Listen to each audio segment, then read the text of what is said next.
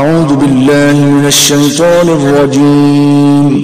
پناہ مانگتا ہوں میں اللہ کی شیطان مردود سے۔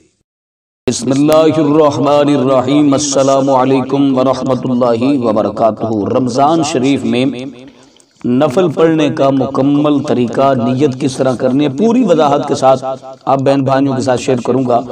لیکن اس سے پہلے میری آپ سب سے گزارش ہے کہ اگر آپ نے ابھی تک میرا چینل سبسکرائب نہیں کیا تو میرے اس چینل کو کر لیں سبسکرائب اور بیل آئیکن کو دبا لیں، تاکہ اس طرح کی لیٹسٹ اور نئی سے نئی ویڈیوز آپ تک بآسانی پہنچ سکیں۔ بہت ساری میری پیاری بہنیں، بہت سارے میرے پیارے بھائی، دوست، بزرگ یہ سوال کرتے ہیں کہ رمضان شریف کے کچھ خاص نفل بتا دیں اور رمضان شریف میں نفل ادا کرنے کا طریقہ بتا دیں۔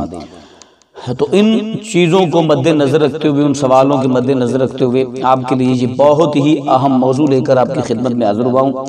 آپ میری ویڈیو کو بہت زیادہ محبتوں سے نوازتے ہیں، بہت زیادہ سپورٹ کرتے ہیں۔ اللہ تعالیٰ آپ کو اس کا اجر اور اجر عظیم عطا فرمائے۔ ہم دعا کر سکتے ہیں اپنے بہن بھائیوں کے لیے۔ تو رمضان شریف میں نفل پڑھنے کا مکمل آسان طریقہ یہ ہے کہ سب سے پہلے آپ نے وضو کرنا ہے۔ وضو کرنے کے بعد قبلہ رخ ہو کر کھڑے ہو جانا ہے۔ مسجد میں ہو، گھر میں ہو، جہاں کہیں بھی آپ مناسب سمجھیں، پاک جگہ ہو، کیونکہ صفائی نصف ایمان ہے۔ قبلہ رخ ہو کر کھڑے ہو کر آپ نے سب سے پہلے نیت کرنی ہے۔ یہ نفل آپ دو دو کر کے بھی پڑھ سکتے ہیں اور چار چار کر کے بھی آپ یہ نفل ادا کر سکتے ہیں۔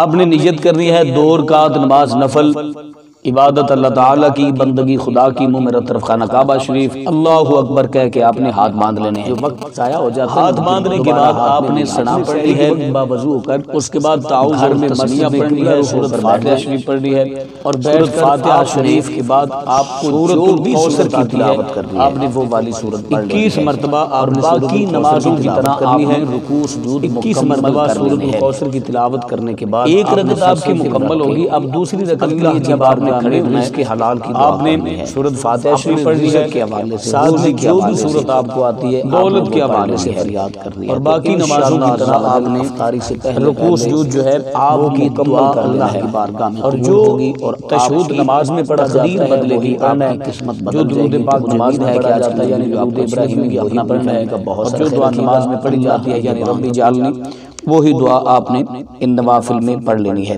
اس کے بعد آپ نے سلام پھیر دینا ہے۔ تو یہ مکمل اور آسان طریقہ ہے نفل ادا کرنے کا۔ تو مجھے امید ہے کہ آج کی میری ویڈیو آپ کو اچھی لگی ہوگی۔ اپنا اپنی فیملی کا بہت سارا خیال رکھیے گا۔ اللہ